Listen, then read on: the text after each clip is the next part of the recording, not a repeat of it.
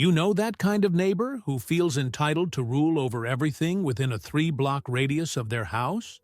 Well then, now imagine a whole group of them, dressed in polo shirts, sunglasses, and morals, more inflated than the ego of a campaigning politician.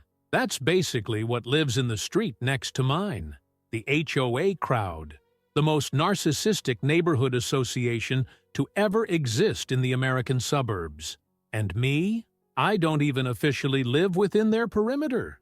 But that didn't stop the president of the association, a woman with a squeaky voice and the posture of an angry airport security guard, from deciding that I should participate in the special neighborhood aesthetic maintenance contribution. Nice name, huh?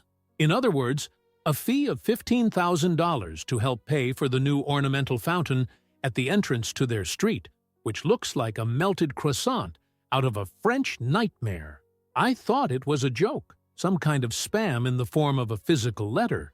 But no, there was the HOA's ridiculous golden seal, along with my house highlighted in red on the intended neighborhood expansion map. At first I was shocked, then I started laughing out loud.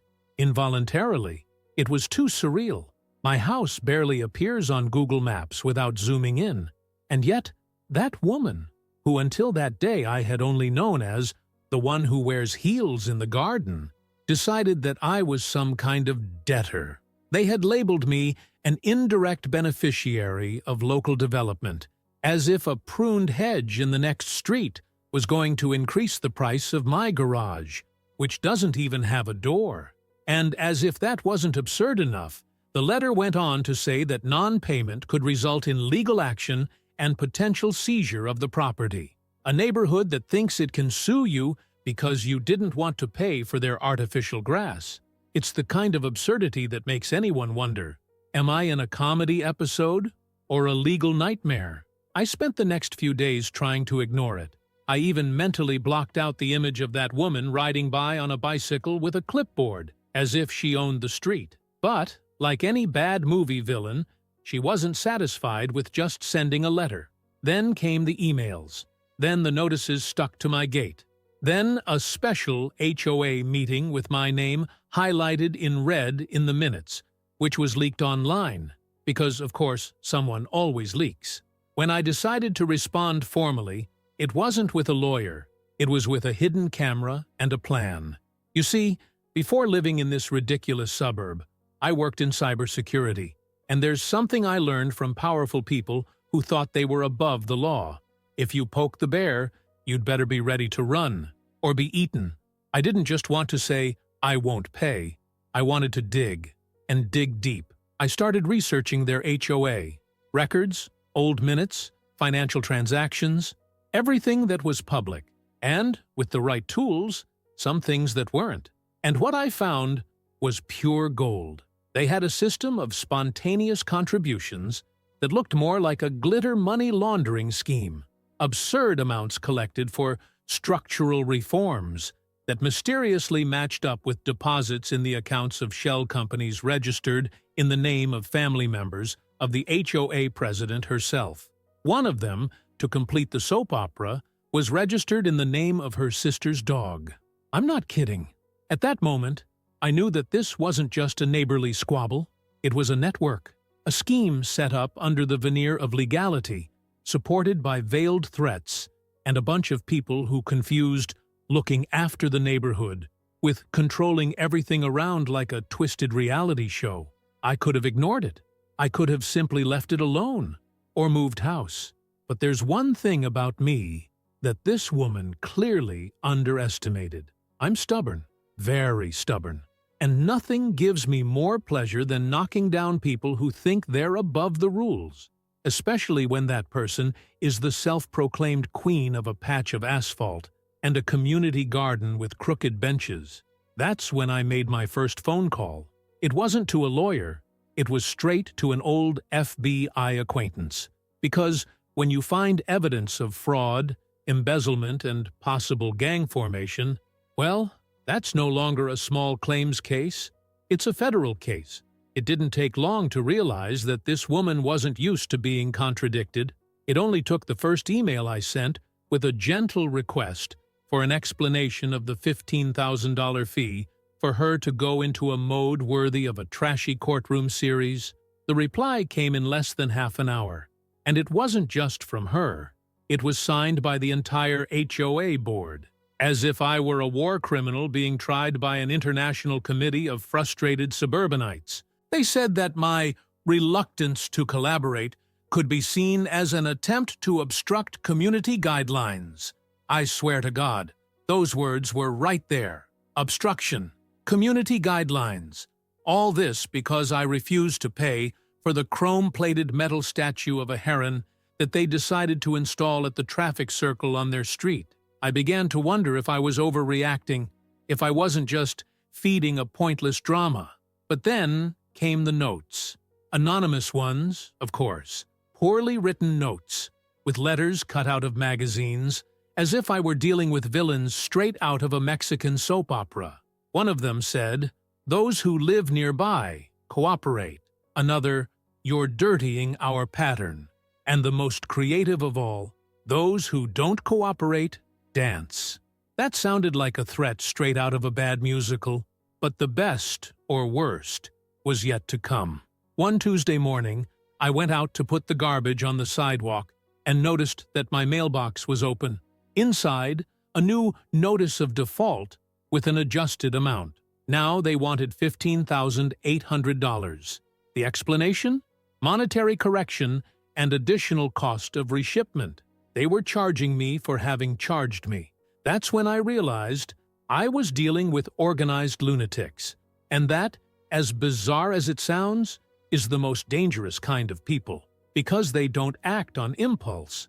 They meet, vote, take minutes, distribute tasks, print out colorful reports, and pretend to be legal. And this pretense, this veneer of "we're just looking after our community," is what allows them to spend years carrying out abuses on a domestic scale without anyone interfering. But I was going to interfere, and strongly. While they were sending ridiculous bills and threatening me with generic lawyer jargon, I was putting together my dossier. It was no longer just about the absurd fee. I wanted to understand how that association worked, and, more importantly, how they got money. I discovered that in the last 3 years, the neighboring HOA had collected more than $1.2 million in voluntary mandatory fees. Yes, that's what they called it. Mandatory voluntary. A mixture of sarcasm and bad faith that would make any professional con artist proud. And no one had ever objected, because most of the residents were afraid. That's right, afraid. I spoke to an older resident who asked me not to give her name. She said that when she questioned a sudden fee increase 2 years ago, the association simply had her sidewalk weeded with acid, killing all the plants and trees in her garden. They called it corrective pruning. She cried as she told it, and ended each sentence with, "But please don't say I did it." That was no longer an HOA. It was a cartel with matching T-shirts. That's when I got in touch with my old FBI acquaintance, a guy who worked with me years ago on a case involving a front company that laundered money through frozen yogurt franchises. The kind of guy who's seen it all, but is still amazed at the level of creativity that ordinary people use to cheat the system when they think they're far from the eyes of the law. I explained the situation, sent everything I had, and made it very clear. I don't want revenge. I want justice. I want this woman and her cronies to feel the weight of every penny they stole under the excuse of community beautification. He was shocked by what he had read. "This is jail time," he told me, and that's when the investigation officially began. Quietly, discreetly, as good operations should be. The kind of thing that makes you carry on with your life as normal without even suspecting that you're being monitored until the day the agents knock on your door with a warrant in hand. Meanwhile, I was still here, pretending that I was still shaken, scared, maybe about to give in. It was important that they thought they were winning. And, of course, they did. With each new note, each new threatening email, it was as if they were savoring a victory they already considered certain. And the woman? Ah, the woman behind it all. She started parading down the street as if she had just been elected mayor. She walked around with a clipboard under her arm, a walkie-talkie around her waist, and a gold HOA president brooch that looked like it had come out of a jewelry store for domineering ladies. She started making surveillance visits around my house. She rode around slowly on her bike, took photos with her cell phone hidden behind her purse, and once even leaned against my fence to measure my height with a tape measure. I almost admired his dedication. Almost. But all this only served to fuel the process. Each photo, each visit, each new absurdity was a piece in the puzzle I was putting together with the help of the law. And what she thought was just a little local authority theater was being carefully documented by people with real badges and an enormous thirst for a juicy suburban scandal.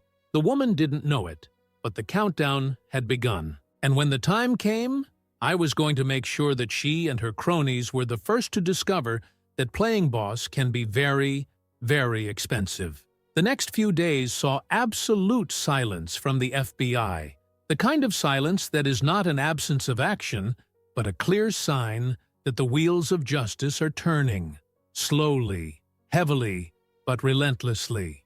I had already done my part, handed over documents, statements, recordings, photos, even a video of one of the HOA meetings that I got by planting an old GoPro inside a fake donation box at the entrance to the community hall. The content was pure gold. Discussions about how to force certain neighbors to contribute, strategies for emotionally influencing older residents, and even a bad joke about finishing off the rebels by exhaustion. Yes, those words were used, as if they were waging war against people who just wanted to live in peace and without a 3-meter-high fountain flashing LED lights on the corner. But while the process went on quietly, the woman seemed more and more comfortable in her role as queen of the place. She started referring to herself in the third person in the association's emails. The president decided that, as directed by the president, I swear, it was the stuff of suburban cult documentaries. And the residents? Some followed blindly, perhaps out of fear, others out of laziness, and the few who still had a spark of lucidity preferred to keep quiet to avoid retaliation. In fact, her methods of silencing opposition were almost artistic. In one case I was told about, a couple who refused to pay a compulsory landscaping fee had their irrigation system sabotaged due to a technical error by the maintenance team, a team which, coincidentally, was made up of the president's own nephews. In another situation, a resident who complained about the new compulsory white fence woke up to 3 fines for infringing the visual standard of the street because his garbage can was on the wrong side. The street wasn't even officially part of the HOA condominium. It was just a patch of asphalt that they had informally adopted as their territory. The woman had created a microcosm of absolutist power, a world where she decided what was right or wrong, beautiful or ugly, acceptable or rebellious. And worse, she really believed she was doing it for the good of the community, because that's how it always is with these types of people. Authoritarianism comes wrapped in good intentions, smells of lavender and speaks with a smile, but it's poison. And while she expanded her little empire, made up of ridiculous regulations and fences, painted with mandatory standards, I just watched. I maintained my facade as a neutral citizen, somewhat confused, perhaps regretting having created a problem. I even waved to her once, as if to say, "Okay, you win." She waved back with that satisfied smile of someone who believes they've doubled an enemy. Then the nighttime visits began. Cars stopped for a few minutes in front of my house, people photographing the facade at dawn, a drone that flew over my yard long enough to make me come out with a flashlight in my hand, and the certainty that if I blinked, I'd get a fine for suspicious activity at an inappropriate time. Of course, nothing was officially done. She was too smart to leave concrete traces. Everything was done on the edge of ambiguity, in the subtlety of modern harassment, where intimidation is dressed up as concern for the well-being of the neighborhood. But it didn't last long, because that same week, I received an encrypted message from my FBI contact. It was short and to the point. All set. It's going to happen. And with it, a request. Don't get involved. Watch from a distance. And that's exactly what I did. The following Monday morning, I woke up early as usual. I had my coffee, sat on the balcony, and waited. I knew it would be that day. I just didn't know the exact time. The woman, as usual, came out with her bike and clipboard, wearing a lavender-colored sweatshirt with the HOA logo embroidered on the chest. Yes, they had their own uniform because apparently her ego couldn't fit into normal clothes anymore. At 8:47, it all began. 3 black SUVs appeared discreetly around the corner, parking with almost choreographed precision. There were no sirens or flashing lights. The FBI doesn't act like an action movie. They operate in the style of, "We already know everything. We're just coming to get you." I didn't see anything of her. She was inside the association house, probably typing yet another threat to some neighbor who refused to cut the bush at the right angle. The agents descended calmly. 3 went straight to the door. 2 others went around the back. And in less than 5 minutes, she came out. She was wearing a silk robe, her hair tied back with one of those butterfly-shaped clips, and the expression of someone who had just been woken up with a court order on her face. She was taken away without scandal, without shouting, without drama. Perhaps out of shame, perhaps because she still didn't understand the seriousness of what was happening. But the others, the others began to appear. One by one, the HOA directors emerged from the morning mist, called by the agents themselves. Some tried to argue, others seemed to already know that the house of cards had collapsed. One of them was crying. He was sobbing, saying that he only did what he was told. Typical. And there, on that quiet street corner, with the birds singing and the sun filtering through the newly pruned trees, probably on her orders, the reign of a community dictatorship came to an end.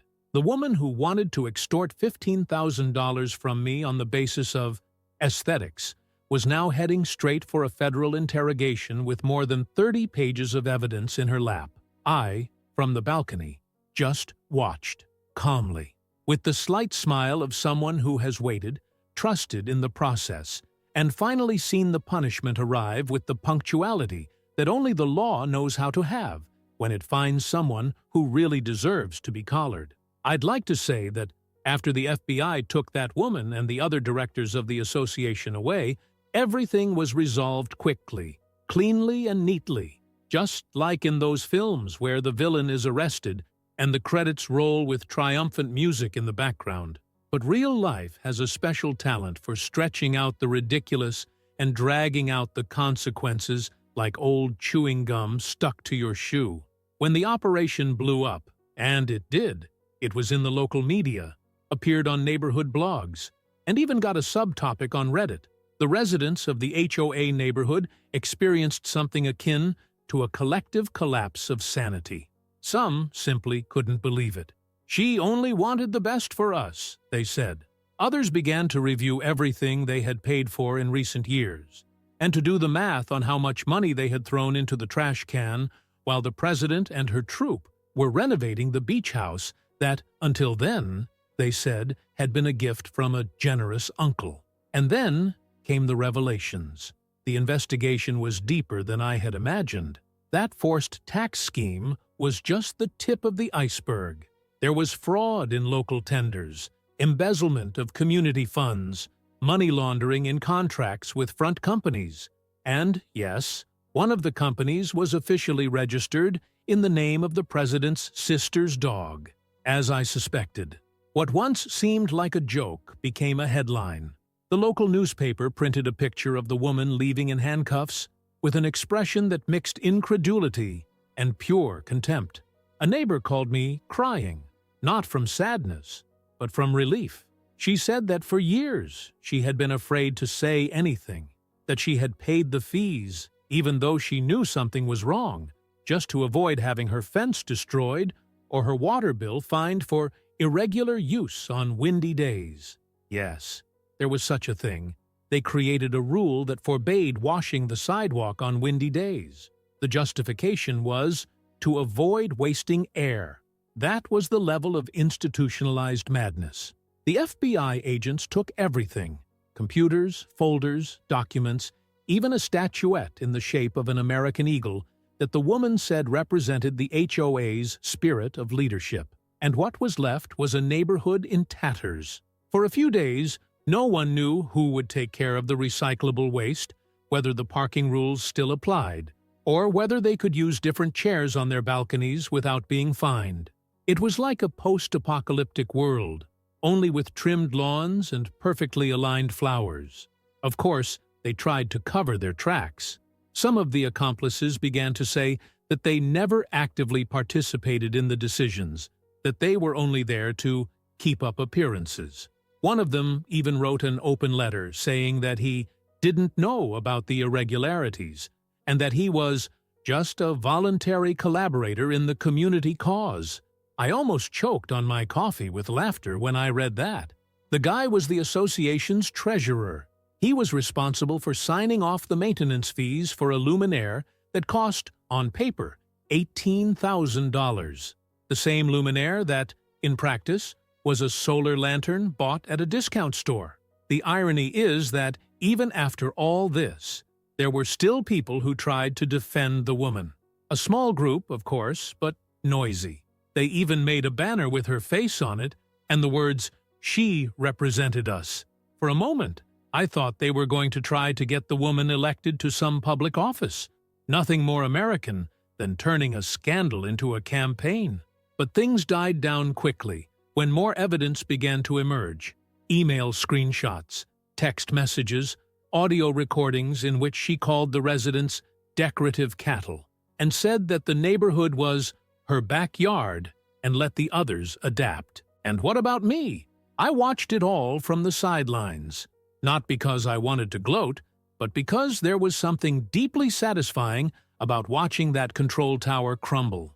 For months, I was treated as the odd one out, the resistant one, the problematic one, all because I refused to pay an absurd fee. Now, the whole neighborhood was discovering what was really behind the fees, a manipulative operation with a facade of community zeal. And the most absurd thing is that she almost succeeded. If I had given in just once, she would have legitimized the collection.